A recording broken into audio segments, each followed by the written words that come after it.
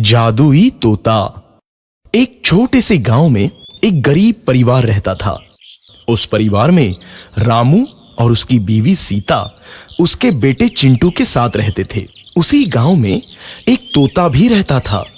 उसका नाम था रघु। वो किस्मत का धनी था। जहां भी जाता वहां किसी भी चीज की कमी नहीं पड़ती थी। एक दिन रघु उड़ते उड़ते उस गरीब परिवार के घर गया। रघु सोचता है, अरे वाह, लगता है यहाँ आज बहुत अच्छा खाना मिलेगा।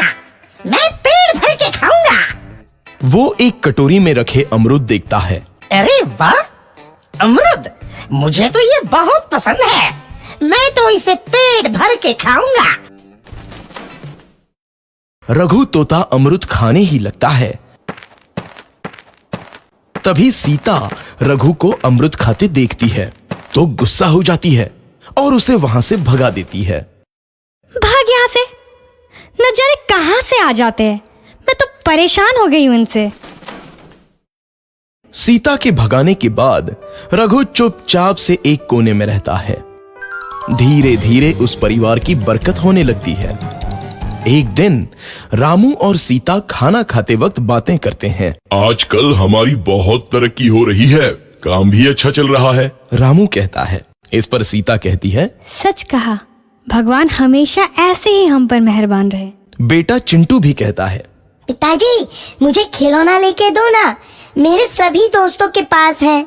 रामू कहता है, ठीक है, जरूर लाऊंगा।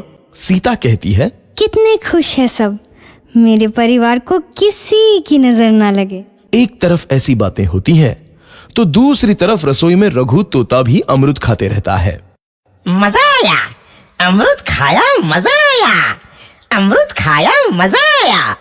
तभी सीता रसोई में आती है और रघु तोते को अमरूद खाते देख बहुत गुस्सा होती है। सीता रघु को बाहर निकालने के लिए पिंजरे में अमरूद रखती है। रघु जब अमरूद खाने लगता है तो पिंजरे का दरवाजा बंद हो जाता है और वो उसमें फंस जाता है।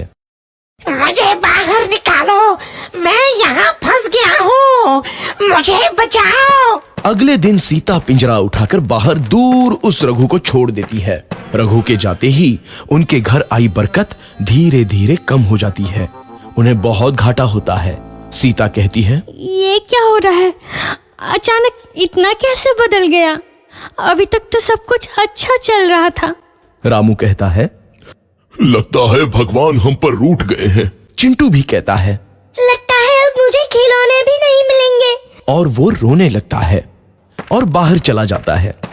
कुछ दिन बाद रघु तोता फिर से उस घर में आता है। वापस आया, मैं वापस आया, अब मैं जमकर अमरूद खाऊंगा। रघु सीधा रसोई घर में चला जाता है और अमरूद खाने लगता है। कुछ देर बाद सीता रसोई में आती है और रघु को देख कहती है, एक तो घर में पहले से इतनी दिक्कत चल रही है और ऊपर से ये तोता मुझे और परेशान कर रहा है।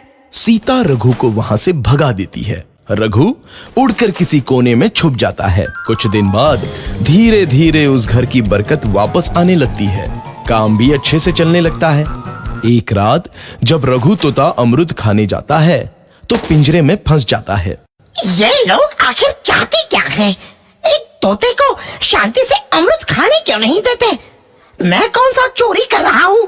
बस अमरूद ही तो खा रहा हूँ। तभी रामू वहां आता है और पिंजरे में रघु तोते को देख उसे बाहर छोड़ देता है। ये तोता भी कितना जिद्दी है, बार बार वापस आ जाता है। जैसे ही रामू रघु को छोड़ देता है, अगले दिन से फिर से उनके घर की बरकत जाने लगती है। काम में घाटा होता है।